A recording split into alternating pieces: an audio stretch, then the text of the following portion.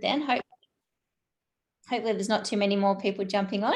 No, that's all right. I'll look after that. If we have some latecomers, I'll just let them in and they can join. Fantastic.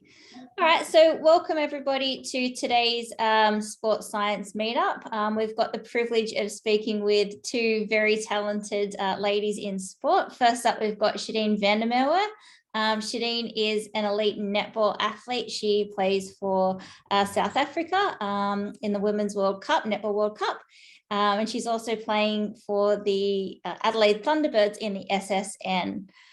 We've also got Narelle Sibte online, who is a ESSA elite master coach. She's a level 3 coach, and she has had a wide range of experience, starting at the AIS, moving over to England at the EIS with working with triathletes and canoe paddlists. She's worked with tennis athletes both in England and in Australia. And she's also had some experience in Seychelles and in the SSN as well. So quite a bit of knowledge and experience between the two. So I just wanted to welcome them and say a big thank you very much for jumping online with us today. All right, so we might start things off with a bit of a Q&A with Shadine. So obviously Shadine's experience is as an athlete, and I think that it's a good mix having both as an athlete and then the experience also as a coach. So hopefully we'll get a bit of discussion going towards the end, and we can ask the two very different questions about their preparation. So with physical profiling, I guess the main reason why athletes are important in this process as well is because it's about them, it's about their body and about how they prepare themselves. So Shadine, I'll kick things off with asking you a few questions. Firstly, with netball and as a netball athlete, can you tell me just a little bit about how you physically prepare for your sport? Firstly, hello everyone. Thank you for the introduction, and it's good to be here.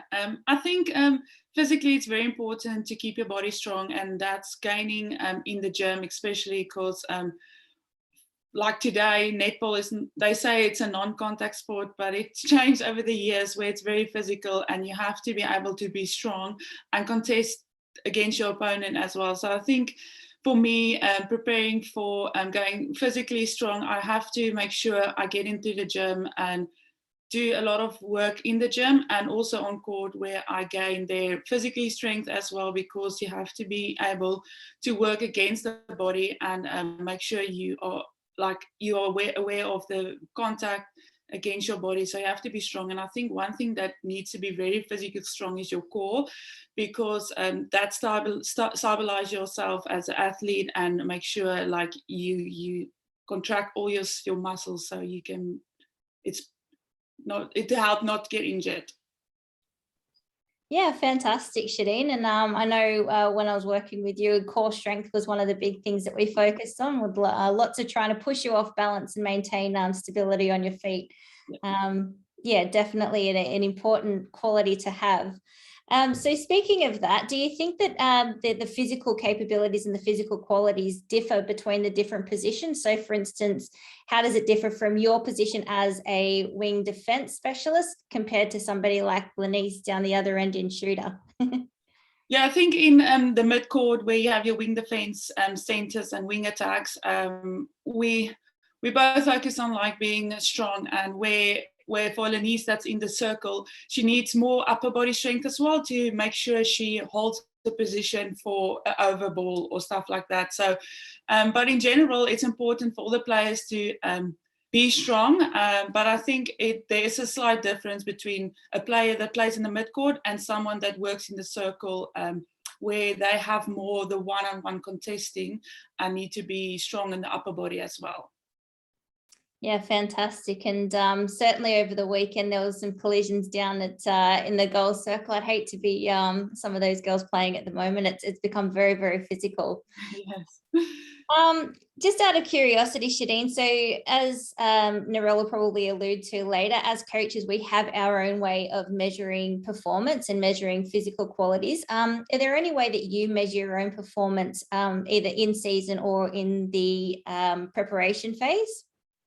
Personally, I test myself like on court where we maybe have like training and stuff like that, where I feel if I move quicker or I can jump higher and feel it like on court, then I know like I can measure myself where I gain that physically strength and stuff like that. But me, like where I compare myself as well is I do like looking at stats as well, for the asking for the analyst to see where I've picked up gains and where I've got intercepts and stuff like that. I do measure myself on that, because if I do the work off court, then obviously on court it will I will get my interceptions what I need to. So that's where I will become stronger, I will become faster. And so on stats, I really like looking into that, but just like feeling comfortable in my own skin and my own body when I'm at training, so I can take it to the court on match day. Yeah, fantastic. And I think that that's a great segue into my next question. How do you prepare mentally for this sport? Because that's something that sometimes as physical preparation coaches, we don't really think about. But yeah, what are your insights into mental preparation for your sport?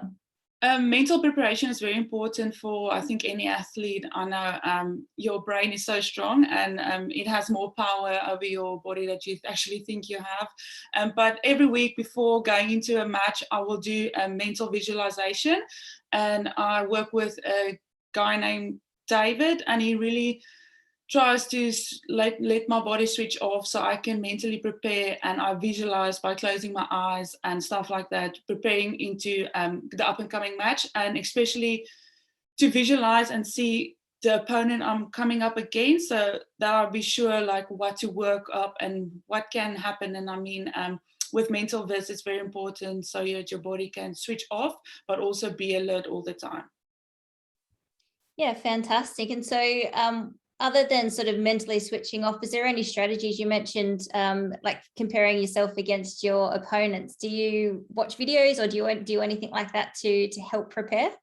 Yes, I do a lot of video analyzing, and so I look upon like the opponent I come up against the up and coming week, or even just I reflect on my performances over the years where maybe I know on that day I had a good game. So I just looked back to what I've did, and if like I can see the way that I played and it was really good, then it gives me confidence as a player as well. So I know I'm capable of doing that. So video analyzing is very important for me too. Fantastic, Shadine. In terms of preparation, so we've gone through the physical and the mental.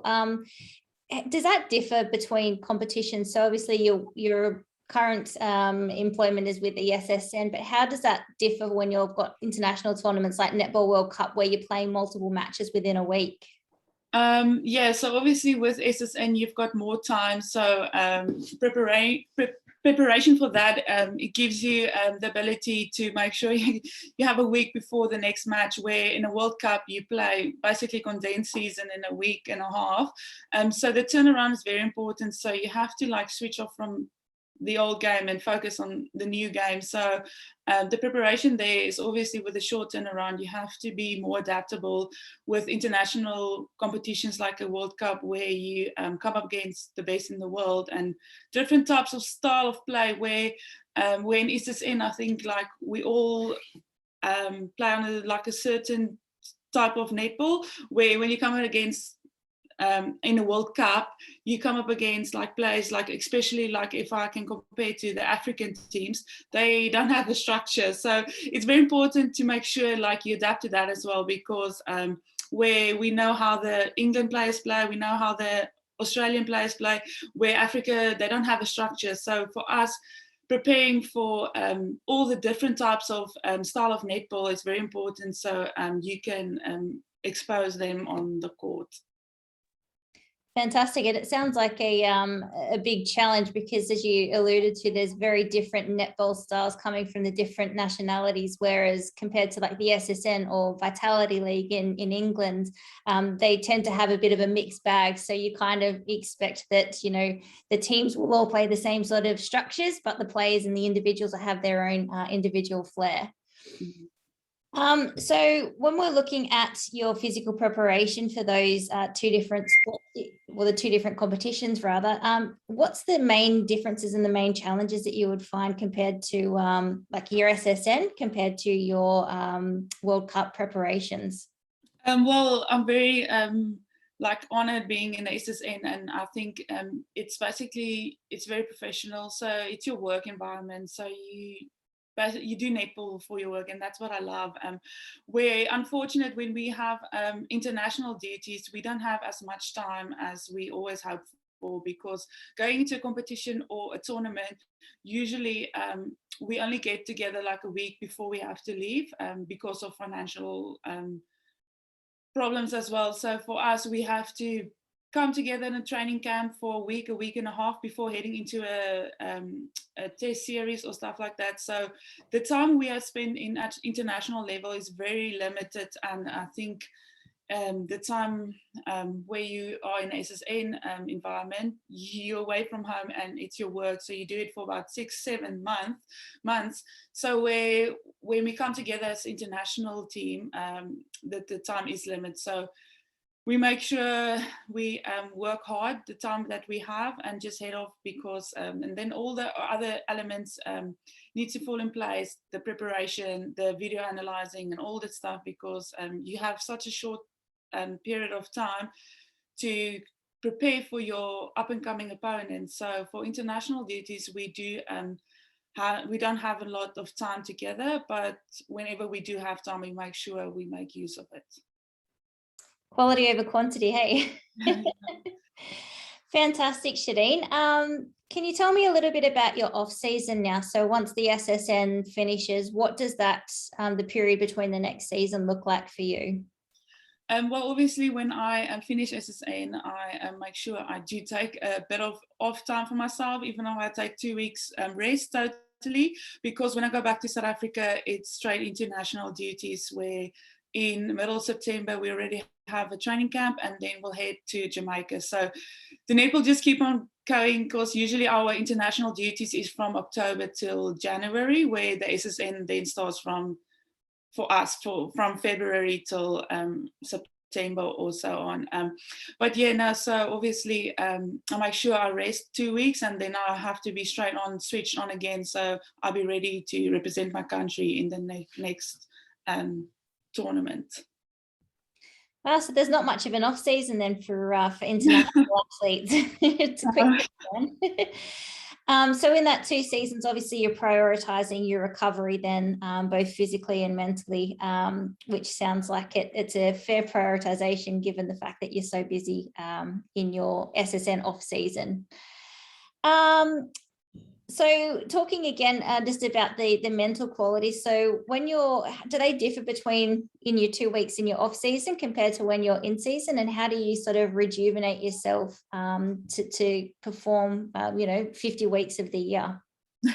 No, I think it's important to switch off and have me time. And I usually, when I have 2 weeks off away from netball, you want to do something different, and that's not netball related. That's a personal thing I do, because so that you can start missing the sport again. So for me, mentally, I do switch off. I make sure I do stuff that I not usually would do, and I like being active as well. So for me, I like going to the golf course and play golf, for instance, and it's still being active, but it switched my mind off from netball. So it's a mental refreshment for me as well, like doing something different. So I'm not always just focusing on netball and stuff like that. But what is also important is always to make time for your friends and family as well. But that I'll do during the whole year. It's not just the 2 weeks off or the off season. But no, I think it's just important to make sure you make time for yourself and do things that you love. And usually during the season, when you are full on training stuff, you don't always have time to make time for yourself. So it's important to switch off and just do stuff like that you usually won't do during season. Yeah, fantastic. And I think that's getting the balance right is probably the hardest part too, hey? Fantastic. So just to conclude, and we'll move on to Narelle in a minute, but was there anything else that you wanted to add, any final remarks about your physical and mental preparation for elite sports? I think it's very important just to listen to your body. And I mean, every athlete differs. And so if you feel you're tired, make sure you rest, because if you're going to push yourself, then it will become like a snowball effect. So it is important just to listen to your body. And one thing that I always focus on is nutrition as well. So make sure you feel your body, because when you break down like the small microfiber muscles, it's important to take healthy food in to make sure you build that as well. And yeah, like I said as well, like listen to your body. And recovery is very important, especially if you have a short turnaround towards the next match or so on. It's important to make sure you recover so that you'll be best or the next day or for the match, up and coming match. So especially for me, as personal experience, when I was younger, it was easier for me to recover, where now I must make sure I make more time for recovery. And it's just important just to switch off as well, and make sure, like going into even every training, to make sure you have a small goal, and every goal you'll gain, it gives you confidence too. Fantastic. And just on that last note, I know I said it was the last question, but what are your top 3 recovery tips? Well, I like doing the recovery boots, because I can just lay down and make sure like the compression with the blood flow. I like the warm as well, so I like recovery boots. And then I like a contrast where I go for a sauna, but then also I do like doing a bit of activation as well. So I like going for a swim. So it's very important to still, even though you try to rest or do recovery, it's still important to keep your body moving, so that you keep that muscles working, even though it's just for an easy swim. Fantastic. Great advice there, Shadine. It sounds like the recovery boots are a bit of a win. Always. Fantastic. All right, we'll pick Narelle's brain now. Narelle, you've worked with lots of different sports in lots of different areas. Where do you start? How do you determine what physical qualities and what physical preparation these athletes might need? Where do you start? I think that I was really lucky in my first experience in strength and conditioning. I got a scholarship to the AIS and was a scholarship coach. And I took on a role where sports would come in for specialist opinions and servicing for their national teams, like clay target shooting would come in one day and lawn bowls would come in the next. And what it teaches you to do is to think on your feet, right? Because the principles of movement are the same. Okay, it's your ability to apply those principles to the specific demands of certain tasks that maybe makes you a good strength and conditioning coach or a bad one. So what you do there is you have to ask a lot of questions. I've never been clay target shooting before. What does that look like? What positions are you in? How long are you in them for?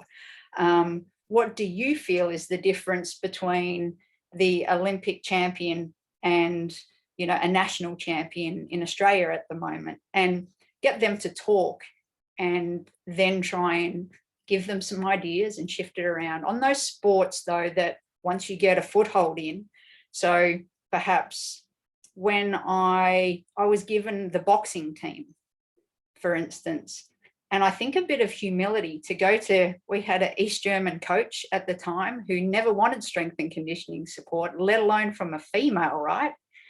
That I just said to him, do you know what? I know that you don't actually do much boxing in your training. A lot of it is cross training, because if you get hit and you get a concussion, that rules you out for a considerable amount of time. So they don't actually spar a lot. I said, do you know, I don't want to get in your way, but I'd actually like to do a lot of the stuff that you're doing with these guys, so I can get an appreciation of what they need to be doing. And I can also see where they're struggling, where they're not.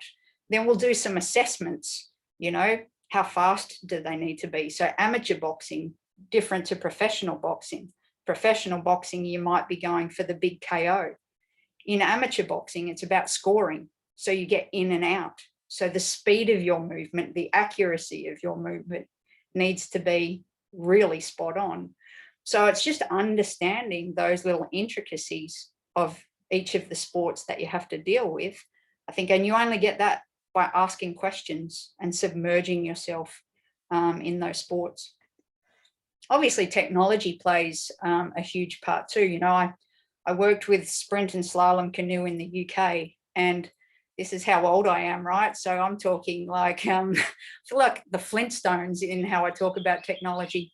Way back then, we had probably what was the first version of Jim Aware's linear force transducers. We would attach them to the bar and we would do a power profile. So the guys would do 2 reps as explosive as they can on a bench pull, and we'd record peak power, and we would have a profile over from 20 kilos up to whatever their max might be for 2 reps. And we would get an understanding of where they were most efficient, or perhaps where they produced the most power. Now, when we compare that to race footage, we could see, okay, Ed, he was terrible from the start. It's not a coincidence that when it got to the heavier loads, his profile just dropped off a cliff. That's where we focus our attentions best in order to improve his performance, potentially. We also know that when the boat gets up to full speed, obviously there's less resistance, and now you can measure it with a strain gauge on the paddle. Back then, we didn't have that.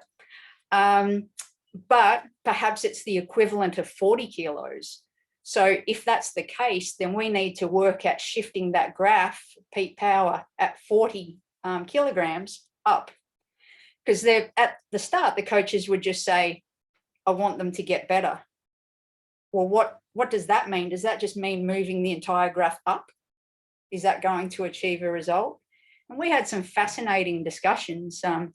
You know, we had in a program that was going for a few years that I worked with, we had the 2004 Olympic bronze medalist for K1 500, the 2008 K1 1000 gold medalist, and then the 2012 gold medalist at K1 200. They were all in this group.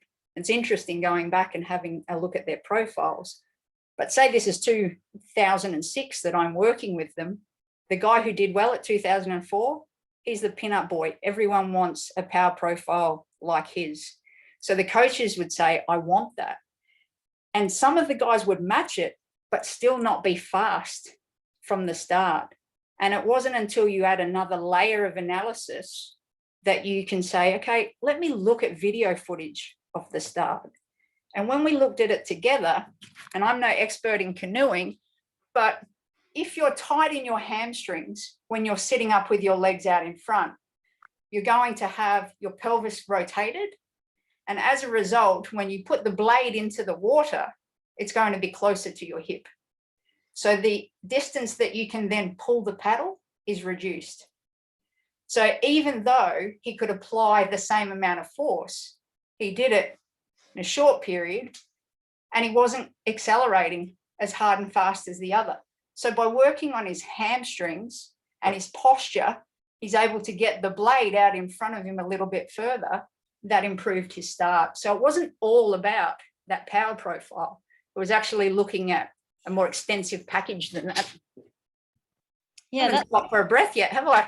No, but it's super fascinating how you can sort of link one thing into the next. And I think that that's a really important skill, is to look beyond the numbers, which we can get caught up in sometimes as strength and conditioning coaches. And in that industry is to relying too heavily on the technology. But you saw something in his posture which can't be necessarily measured in the power, strain gauges, which, evidently was the biggest key. And again, when you're talking about, I'm not a specialist in sprint canoe by any stretch of the imagination, but I would have imagined it's more of an upper body sport and less about the hamstring length than, to make those improvements. So what sort of assessments did you use then to kind of help realize that that's where the problem was? And I know that you mentioned the posture, but did you do any additional assessments to help kind of gauge improvements on that? Yeah, and obviously we work in partnership with the physiotherapist. I've been very fortunate in my career that I haven't had to be the one-stop shop that a lot of people do have to be. So, I don't claim to be an expert in nutrition because I've always had someone be able to deliver that component of a program. And same with psych and that kind of stuff. And the physios, we work very closely together and said, okay, is this something that we're seeing from all of the kids coming through, for instance? Because that started to be, well, if it's happening there's a really good chance when we think about the lifestyles that our kids are leading, that it's going to be happening here. And it's going to be a roadblock for technical development if it's not addressed here. There's going to be compensations that are going to cause injuries elsewhere that we're then going to have to deal with. So it needs to go back to the start. And so we worked with the physios around, I guess, our own version of an FMS, if you like. Yeah, of what kind of range of motion do we think is at least a minimum that we need to achieve and tick off before we can build upon that. Yeah, that's super interesting, and a good, again, segue into the next point. How does it differ? So obviously there's quite, you've got talent identification and, height metrics and things like that, but how does it differ with different body types and different structures? Like, do you do the same test for everybody, or is it kind of more of an individualized process? Well, to jump ship from canoeing and go to tennis, for instance, I think a really good example is when I was working with the Lawn Tennis Association and with Tennis Australia, the range of athlete that I would work with would be from a 9-year-old to a Grand Slam champion. Often the content of the sessions was very similar for both, given that for the 9-year-old, a lot of the movements and focusing on how we move, efficiency of movement, as injury prevention and a strong building block to do strength development and more explosive stuff later on. Whereas with the senior athletes that I started working with, a lot of them hadn't done adequate physical preparation, had bad habits, technical issues, all those sorts of things. Very similar exercises are given for rehab, right?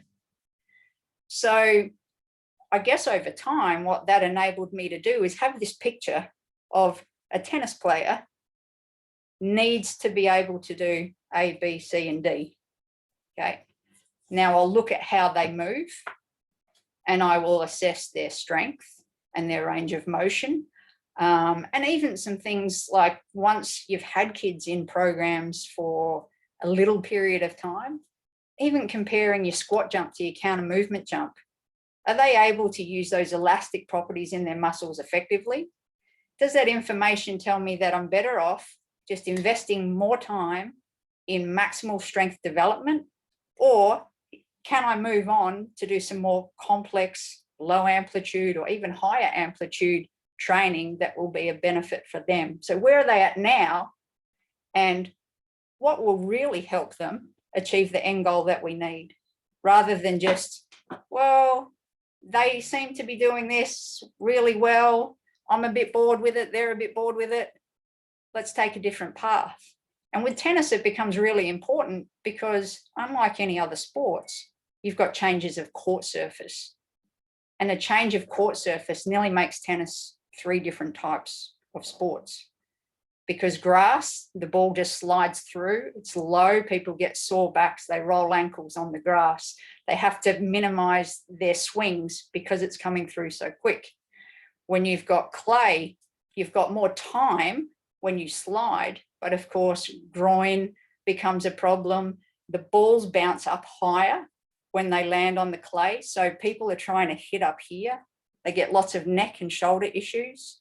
Then you move to hard court, and if you haven't been on hard court, so a lot of European people play on clay, then they go to hard court, and then they get these issues with their lower limbs because the surface is so hard. And that repetition, if it hasn't been built up over a period of time, they're going to end up with overuse injuries of their lower limbs.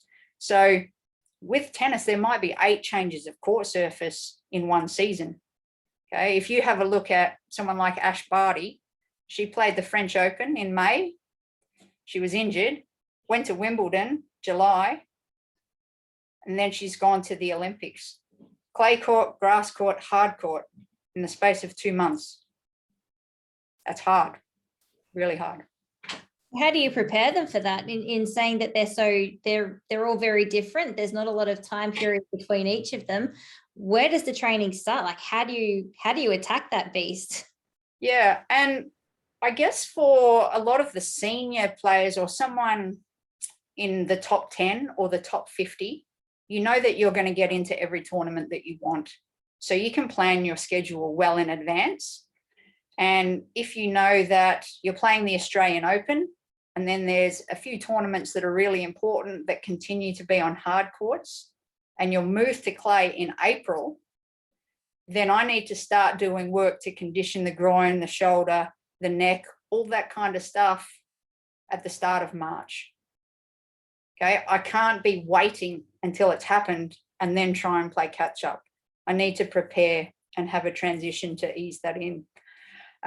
What becomes really difficult is if you're in that no man's land, and I say no man's land, and that sounds really disrespectful, but there's not many people that make top 50 in the world.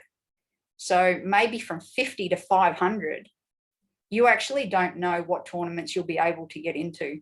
And you don't know whether you're playing qualies or you're straight into main draw, and you might be playing singles and all those sorts of things. It is just a big mess. And in fact, when people chase points, quite often they'll add extra changes of court surface because they think, you know what, there's a $50,000 tournament in Uzbekistan this week.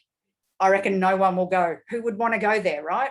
So I will go from hard court to the clay court for one tournament, chasing points and money, and then come back to another change of court surface. And that's why, in a way, I was really drawn to tennis, because it's completely dysfunctional. And trying to make sense of that mess really excited me. That's funny that you should say that you like the dysfunctional chaos. Yeah. So just going on from that point to the dysfunctional chaos, obviously each individual would have their own methods and ways of preparing for those sort of tournaments. Was there anything that consistently was the same, or was everybody completely different in their own preparation? I think some people like more support, and they want you going through every warm-up with them before they go out to their singles, whereas others were of the mindset of, you know what, I've done all the work, I'm ready to go, I just need to do whatever gets me feeling good before I go out there, so you can go grab a coffee. So there's quite different people in that respect. In the same way, I guess that some you can pick up the nervousness. Creatures of habit try and control the things that they think are controllable. So quite often the tennis players, because everything is crazy, they like routine. I'm going to do exactly the same thing before every match. But like I would sit down and talk to them and say, do you know what? If you're playing the semi-final of a Grand Slam at Roland Garros and you're playing a $100,000 tournament in Burnie, Tasmania, you're probably feeling very different emotions before those two events. So if you do the same warm-up, and the purpose of a warm-up is to get you ready to be awesome from point one, because if you're not awesome in the first game, you drop that game, there could be the set, then maybe we're missing the boat a little bit. So we need to understand how we're feeling in those two different environments. And one of them, we might be that excited and nervous and whatever that we actually have to bring ourselves down. And the other one, well, we're in Burnie, isn't this great? And you'd run, and it's nearly like you just sticking your feet up and having a rest. Yeah. And that might be when you need to do something a little bit more energetic. It might be engaging the mind, thinking, coordination, all of those sorts of things. So not everyone loves it. But I think if we're so specific about our preparation of what lives in your weight session on Monday and your conditioning on Tuesday, why would you not apply a specific strategy depending on how you're feeling on game day? It doesn't make any sense to me. why you wouldn't. Yeah, and that's an interesting point. I think Shadine kind of touched on it before about that mental preparation and doing what you need to do to get yourself in that right frame of mind. So whilst Shadine uses things like visual imagery and you know, maybe looking at what the other opponents are playing like, I guess for tennis, it's about, again, maybe a bit of the crowds and managing the environment that you're in rather than just the opponents, which I think is super interesting. Well, I think a really good example and a cool little story is I was working with Ash when she won Junior Wimbledon, and the tournament before Junior Wimbledon is a prestigious junior tournament called Roehampton, and she was playing Madison Keys, who's obviously gone on to be a very good player herself. And Madison has a very, very big serve. She's a big kid at that age and big serve. And I said to Ash just before we started our warm-up, what do you know about Madison Keys? And she said, she will just bomb it at me all day. And I said, at you or close by? And she goes, no, at me, because on the grass, it'll skid through and I'll have no time. I'll get really jammed. And I said, great, stand over at that fence. And I got a bucket of balls and I just started pelting them at it. Now, we were trying to bring the intensity and that concentration of not playing the match before it actually happened. But I knew that she would jump 20 foot in the air when I threw the first one. And I said, you do that, you won't be able to have a good swing. You need to feel the ground. You need a wide base to be able to get into position a little bit better, to take it back on your terms on a serve, to be in the game. And I don't think there was too much physiological in it, to be honest, but it was more about, what am I going to expect here?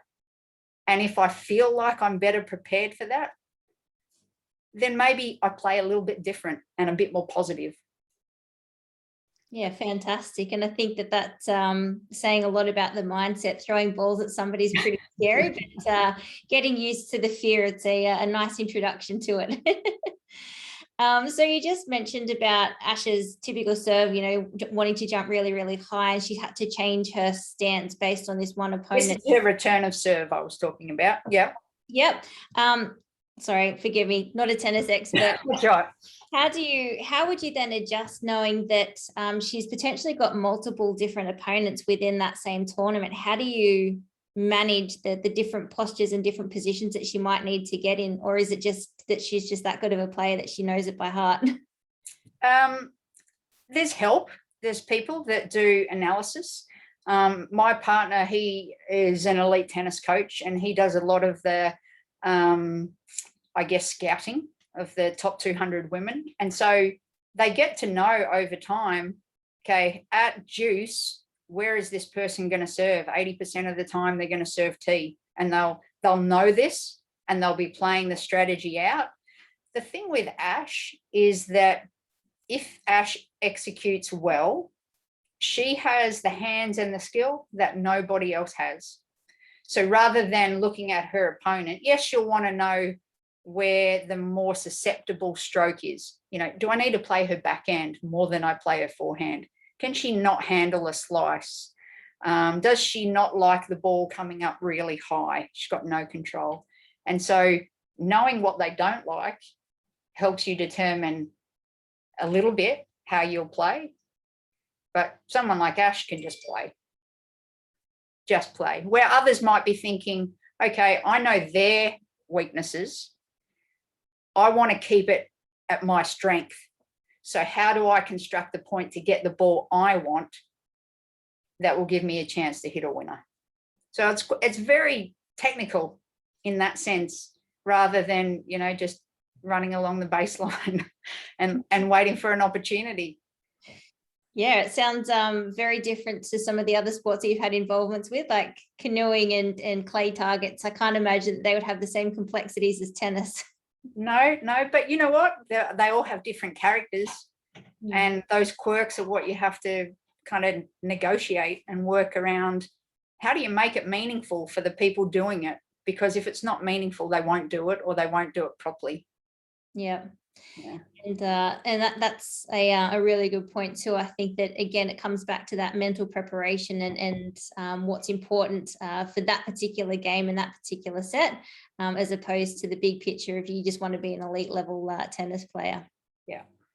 Fantastic. So one more question, and this one will hopefully spark some discussions as well. When you're first with an athlete, so whether it's canoeing, tennis, netball, wherever it might be, what is your three big rocks that you kind of want to discuss with them to start that initial needs analysis, to kind of encompass not just the physical, but also that mental side, to understand where to start with this athlete in terms of their gym and their conditioning programs? The step that you can't neglect is starting a relationship of trust. That's first and foremost, because if you don't have that, you've got nothing. And so I think I like to sit down with people and say, you know, this is what I do. These are my philosophies. But more important about me, this isn't about me.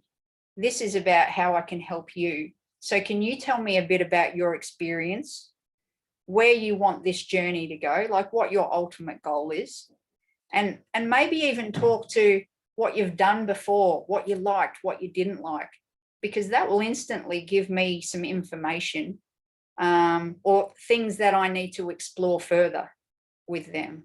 You know, I've got one young athlete that I'm working with at the moment, and she said to me, I don't run, I don't like doing A, B, C, and D, I'm just not going to do it.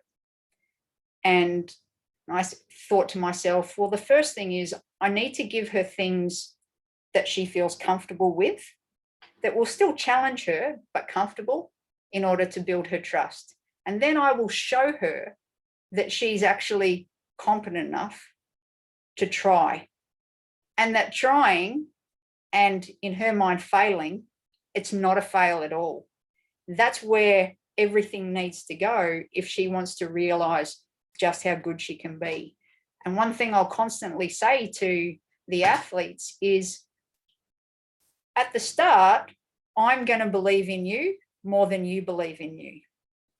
And by the end, I want us to be on a par, or I want you to astound me on a regular basis by how you can step up and really get things done.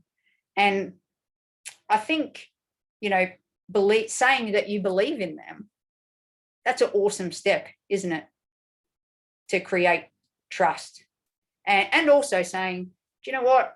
I'm going to write you some, I don't say a program, exercises on paper.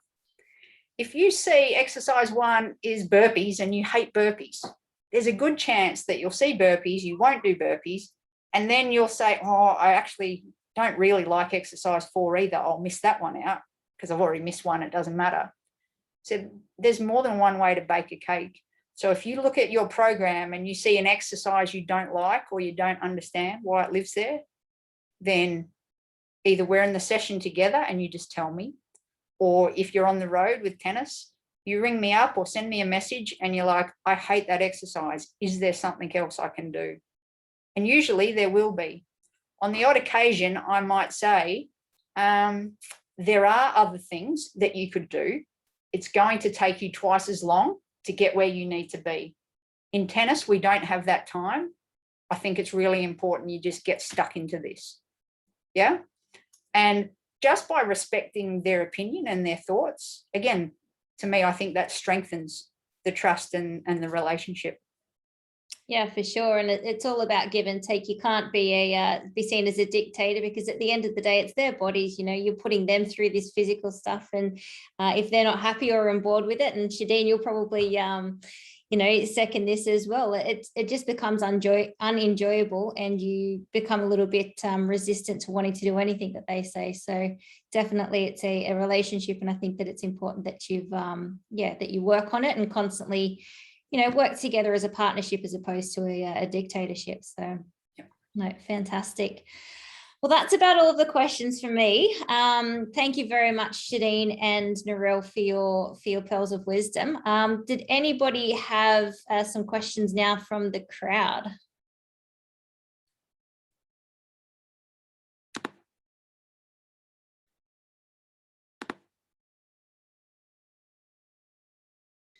We've got a question in the comments box from Jared. Hi, ladies. Just wondering, since the pandemic, has there been anything that has been implemented during the COVID restrictions benefited training / performance that hasn't been introduced before, as in anything from recovery to even online communication with Zoom?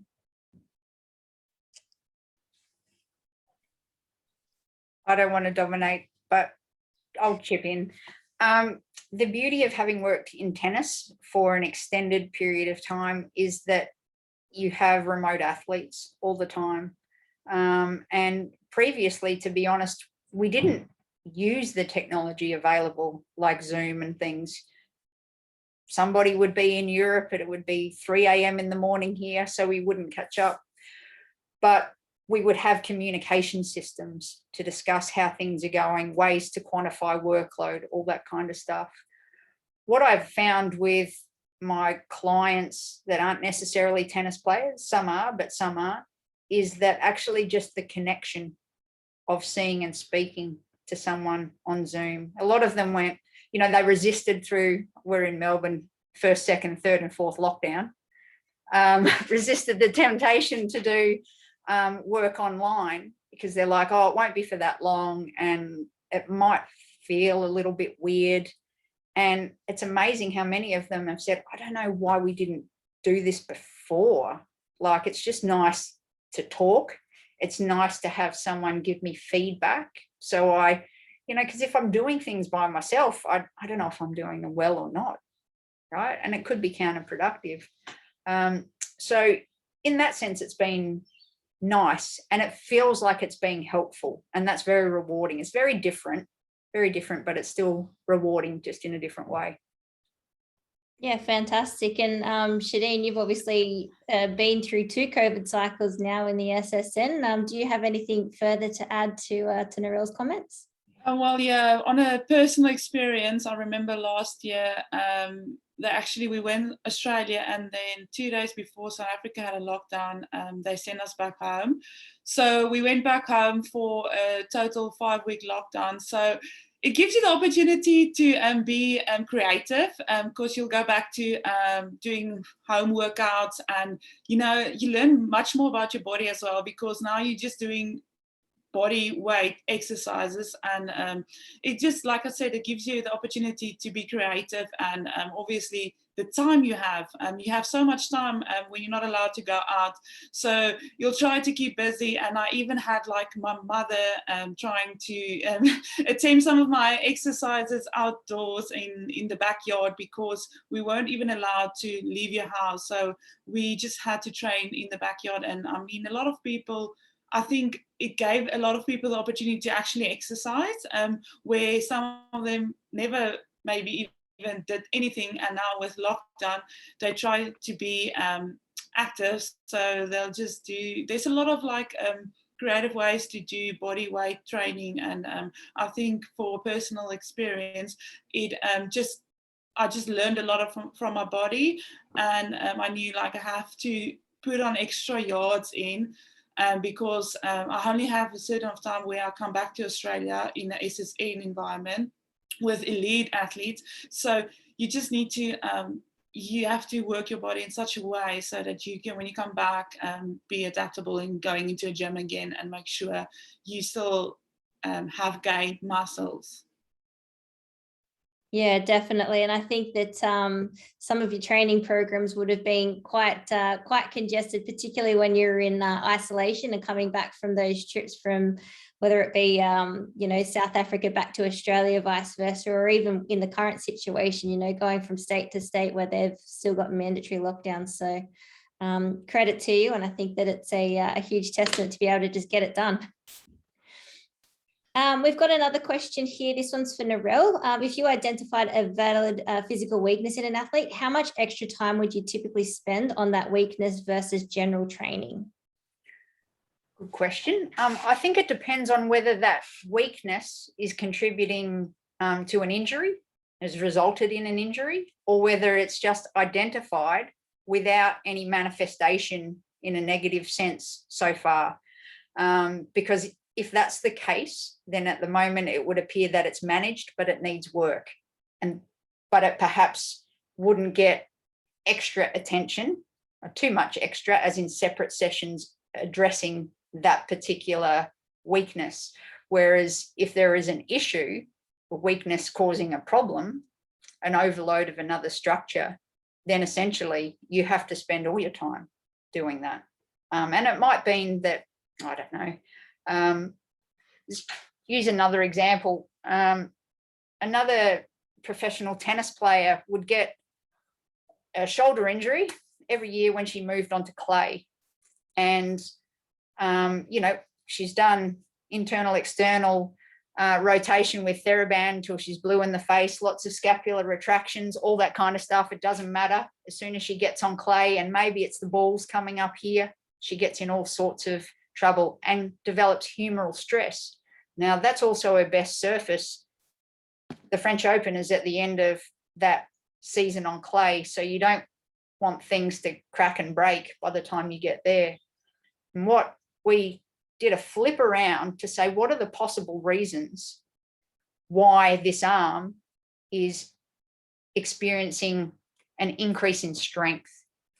And because of the extra time of the bounce of the ball on clay, there's a shot called an inside out forehand where you step around. It's like if it's coming towards your backhand, but you take an extra step to move around to take it on your forehand. And you can usually spank the hell out of it, right?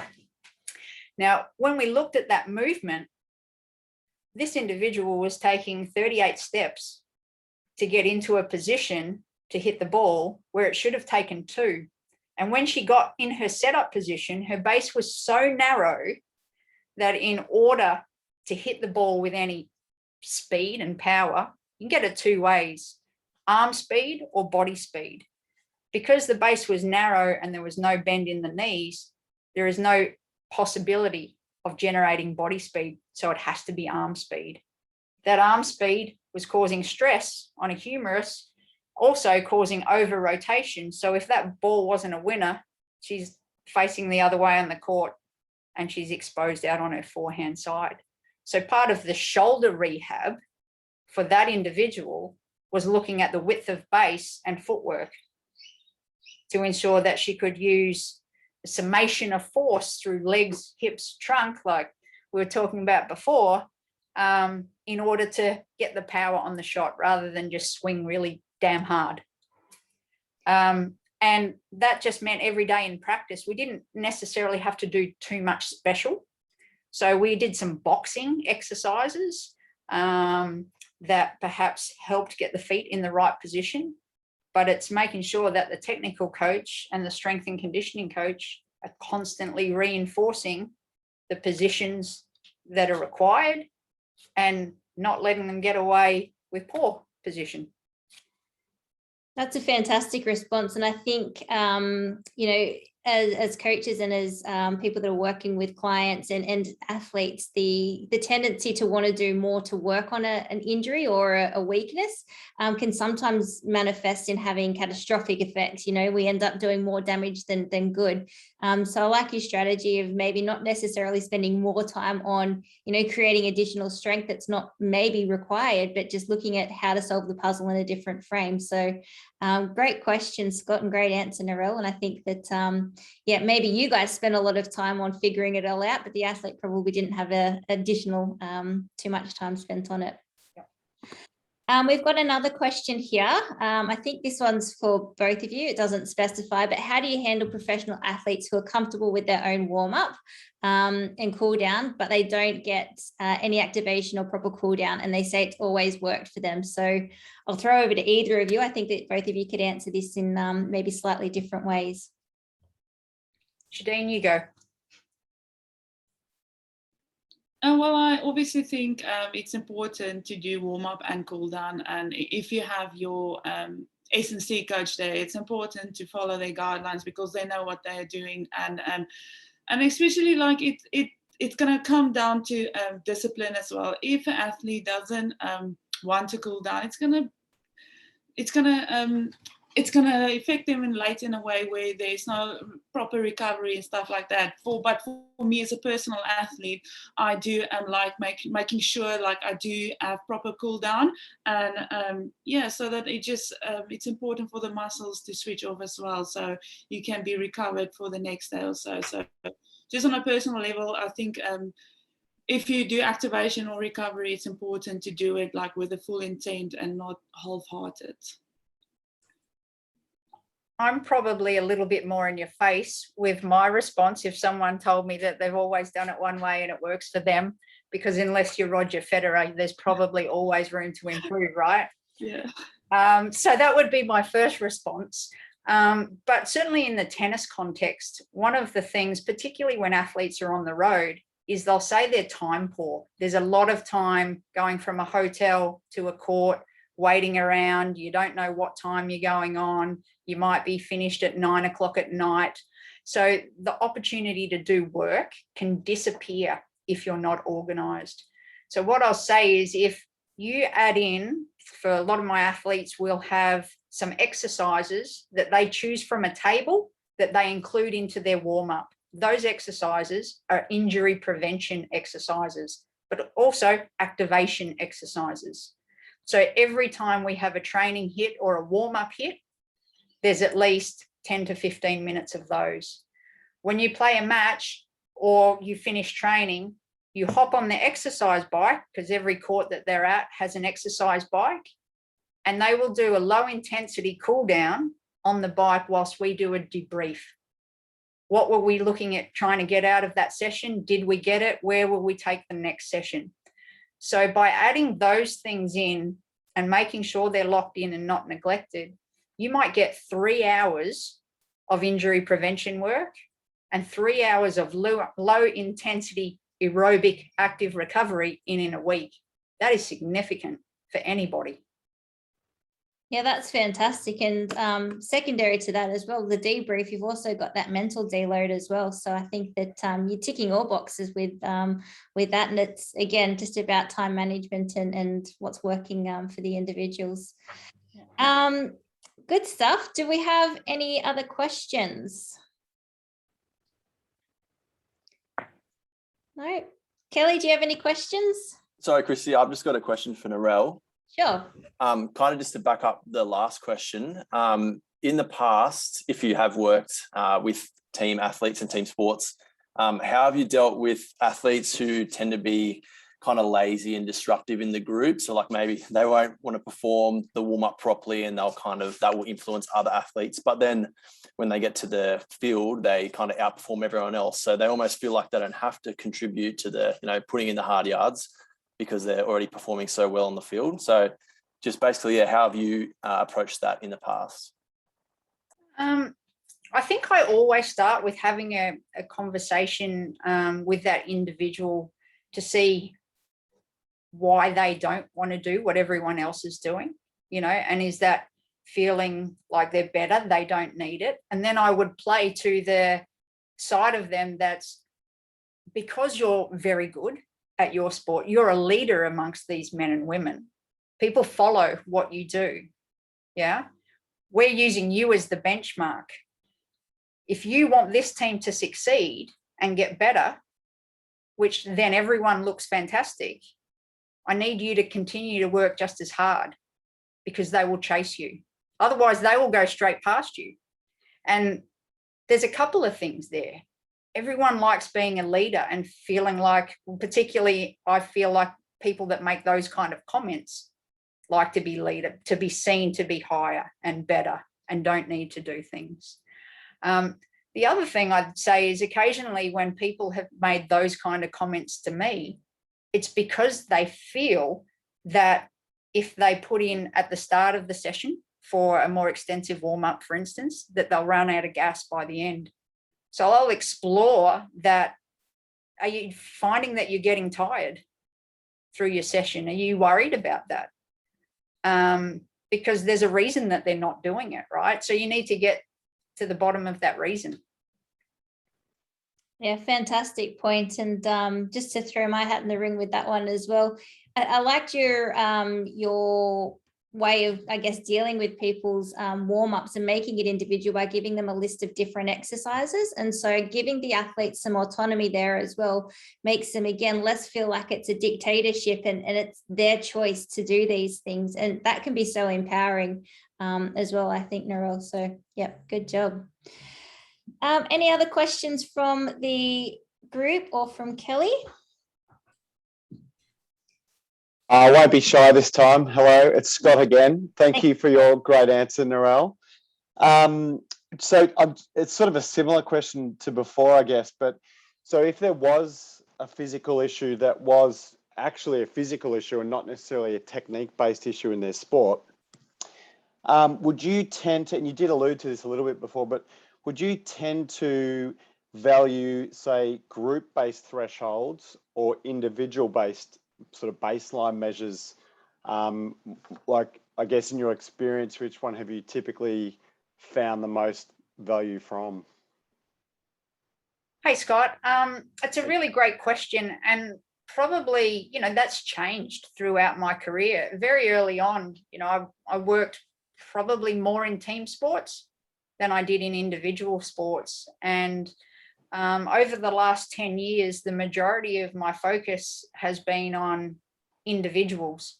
Okay, occasionally those individuals will come together as a team in a Fed Cup situation, but mostly they're just flying solo.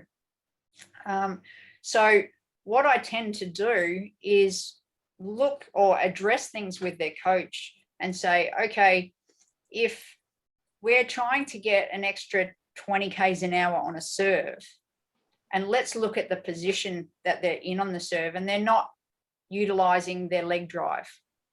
Okay, so let's do some work on some jumps and triple extension and things like that, and let's do some assessments of those to see where we're at. And sometimes it's not even, it doesn't matter if it's not the exact right choice of exercise you're assessing.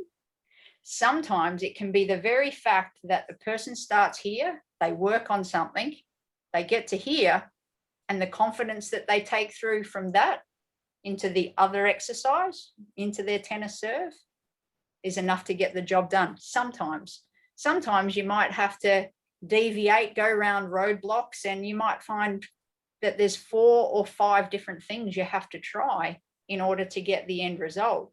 And when you're working with elite athletes, where it is sometimes the 1 or 2 percenters, sometimes that's the thing. It takes a lot of effort and exploration, and sometimes the first thing you choose doesn't work. Yeah, but at least when you're measuring and you're assessing, you can, after a certain period of time, go back and say, do you know what? We've seen an improvement in this test score. We haven't seen any change in performance. Okay, I'm going to go back, have another look, see if I can think of something that might be a little bit more applicable, or where am I losing the connection between this movement, which I think should help, but it's not. Where's it getting lost? And good coaches constantly are doing that, assessing whether their interventions are getting the job done. And if they're not, why not? Is it the way it's being delivered? Is it what it's being delivered? Yeah, great. Thank you. Yeah, great point, Narelle. And I think that comes back again a little bit to what we're speaking about before, with relying too much on technology and less about watching and having sort of that holistic picture as opposed to just the test results. So good job. Any other questions? I did have one. I'll jump in if we don't have any others from the floor. Fascinating conversation. Thank you both.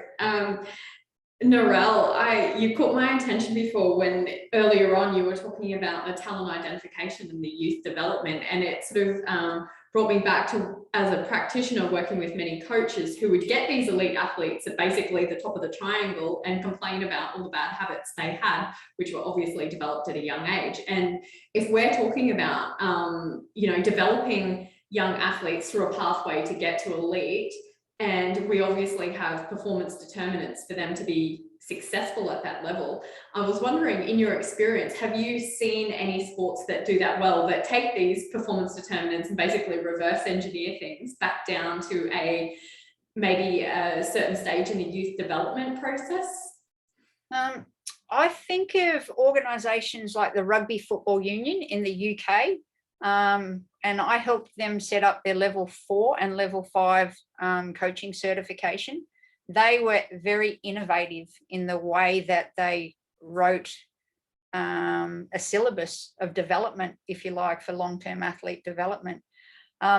It's really interesting. Again, I'm always diverting to a story, so sorry for doing this, but tennis is a great example, right? That somebody will be good at tennis. I started working with a 9-year-old who was playing 28 hours of tennis a week, right?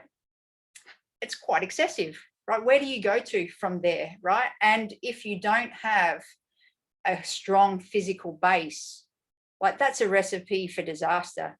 It's when they're going to get injured, not if. And that happens quite a lot with tennis because they start so young and they'll play tennis for 3 hours a day, 5 days a week. And then they'll get involved in a program with a national body like Tennis Australia or British Tennis or any country. And they'll come into that program and they'll get some strength and conditioning support, but then they'll be overseas and they'll be playing tournaments. So when do you ever get the physical work done? And when I was the national strength and conditioning lead for tennis, at times I felt like a lot of parents and a lot of coaches wanted to put me in front of a firing squad for suggesting that we needed to load relatively young children. And I said, I understand everyone's concern because the number one thing is do no harm. Yeah, we just don't want to hurt people. But then when we had some statistics and some data from force plates and looked at the vertical ground reaction forces, we said, if you're moving explosively out to hit a forehand, it might be 2.5 times your body weight of load. When you land from a serve, it might be 7. When you land from a smash, it's 10 times your body weight. You're worried about me teaching somebody how to do a lunge with a 10-kilo bar in a controlled fashion in one plane of movement. Yet in a training session, you might do those things 500 times. I am negligent if I don't start to work on the strength of these young kids in a very closely supervised program. It's different if you're sending them out to do their own thing. But I consider that negligence to not try and address that stuff before you send them out on the road. So yeah, that was one of the big battles that I had when I first started off in tennis, because, and I understood everyone's just scared of hurting people. Yeah, good point. And it brings in the other side of, okay, sort of like a skill development and a, physical development. But on the other side, to be able to develop those skills, we still need to bring in what you've just talked about there is like the prehab or the prevention of injury as well. So, where does that sort of come in to allow these kids to progress? Because I'm sure you've probably seen in your career and experience that the injury rate probably outweighs those who make it through for not doing these types of things, perhaps. Well, we look at the Suncorp Super Netball, and Christy and I were both involved at the Sunshine Coast Lightning, who had a couple of fantastic years, won the championship the first couple of years. Now, they had all but one match, their entire team available, like every round, the entire team was available. If you can get them on court working together every single week, you're a very, very good chance. Your best players on the field, you've got a chance. And it's the same with, you look like Carolyn Wozniacki. She didn't necessarily have a big game of tennis. She was consistent. She played a hell of a lot of tournaments and a hell of a lot of matches. And as a consequence, got to #1 in the world. Eventually, she won a Grand Slam. But she just looked after herself and was able to be out there week in, week out. It's really, it's not stressed enough how important that is, robustness. And starting early enough. Yeah, yep. Thank you. Fantastic. And yeah, I think that there's a lot of things that you could continue talking about, Narelle, on that space in terms of injury prevention / performance enhancement. It's all kind of intertwined in some respects. You can't really have one without the other. You know, more games you get to play, the better at it you become. And if you're constantly broken all the time, how are you going to, you know, prove that you are a successful athlete in that particular sport? All right, if we've got no other questions, again, I just really wanted to thank Shadine and Narelle for jumping on today. It's been great having you guys here and talking shop about your experiences in different sports. And also thanks to everybody for jumping online. You know, these sessions, we can't run them unless we've got support. And so thanks for jumping on, and especially for those who've posed questions as well. All right, thanks everybody for coming. Kelly, is there anything else that we need to do before signing off for the afternoon? No, that's it. Just to let everyone know that if you wanted to claim the CPD points for attendance for this one is a self-assessment tool. So you can jump onto the ESSA website under professional development, and in the CPD points section, you can fill out the self-assessment tool. So you'll get your point for attending these. So yeah, just thanks to everyone again. To back up what Christy said, it's a great discussion and so fascinating listening to Shadine and Narelle. I think we could probably listen all day and ask more questions. So thank you so much for your time. Thank you, Christy, too, for hosting. It was great. No worries. Thanks, Kelly. Thanks, everyone. Thank you. Thank you. Cheers.